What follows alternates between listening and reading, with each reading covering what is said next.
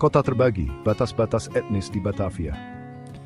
Perusahaan Hindia Timur Belanda atau VOC tiba di Nusantara pada akhir abad ke-16, ingin menguasai perdagangan rempah-rempah yang menguntungkan. Mereka mendirikan Batavia pada tahun 1919, sebuah kota pelabuhan strategis yang akan menjadi pusat operasi mereka. Di bawah pimpinan Jan Pieterszoon Koen, VOC menaklukkan Jayakarta, sebuah kota pelabuhan yang ramai, dan mengubahnya menjadi Batavia.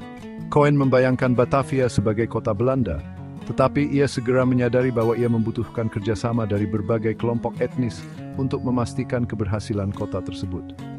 VOC menerapkan sistem segregasi etnis di Batavia. Ini dimaksudkan untuk menjaga ketertiban dan kendali atas penduduk yang beragam. Kelompok etnis yang berbeda ditugaskan di daerah tertentu untuk tinggal dan menjalankan kegiatan mereka. Orang Tionghoa, misalnya, terkonsentrasi di Glodok, sementara orang Mardijker, keturunan budak Portugis yang dibebaskan, tinggal di Kampung Tugu. Orang Melayu, yang berasal dari Semenanjung Malaya, Sumatera, dan bagian lain Nusantara, membentuk komunitas yang signifikan di Batavia. Mereka dikenal karena keterampilan berlayar, ketajaman berdagang, dan pengetahuan tentang adat istiadat setempat. VOC mengakui pentingnya komunitas Melayu dan berusaha untuk mengintegrasikan mereka ke dalam administrasi kota. Kebangkitan Kapitan Melayu, warisan N.G. Amat.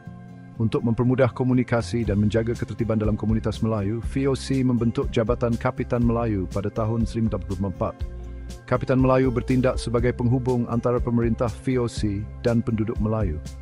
Ia bertanggung jawab untuk mewakili kepentingan komunitasnya, menyelesaikan perselisihan, dan memastikan kelancaran kehidupan sehari-hari di kampung Melayu.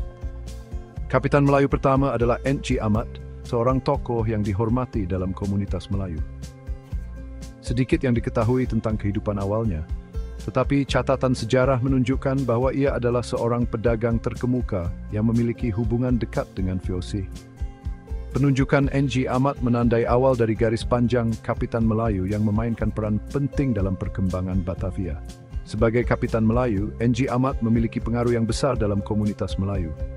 Ia mengawasi alokasi tanah, mengadili perselisihan, dan mengumpulkan pajak atas nama VOC.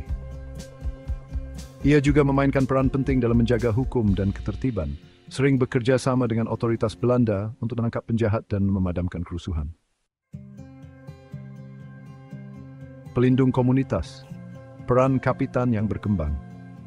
Peran Kapitan Melayu berkembang seiring waktu, mencerminkan perubahan lanskap politik dan sosial Batavia.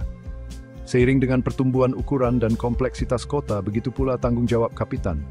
Mereka menjadi semakin terlibat dalam pemerintahan lokal, mengelola proyek infrastruktur, dan mewakili kepentingan komunitas mereka kepada pemerintah VOC. Salah satu penerus N.G. Amat yang terkenal adalah N.G. Bagus, yang menjabat sebagai Kapitan Melayu pada awal abad ke-18. Ia dikenang karena keterampilan diplomatiknya dan perannya dalam negosiasi perjanjian damai antara VOC dan Kesultanan Banten. Diplomasi N.G. Bagus membantu mengamankan keselamatan dan kemakmuran komunitas Melayu di Batavia. Kapitan Melayu terkemuka lainnya adalah Wan Abdul Bagus, yang memegang posisi tersebut pada pertengahan abad ke-19. Ia dikreditkan dengan mendirikan masjid dan sekolah Islam di Kampung Melayu, yang semakin memperkuat identitas agama dan budaya komunitas. Warisan Wan Abdul Bagus menyoroti peran penting yang dimainkan Kapitan Melayu dalam membina rasa kebersamaan dan kepemilikan di antara orang Melayu di Batavia.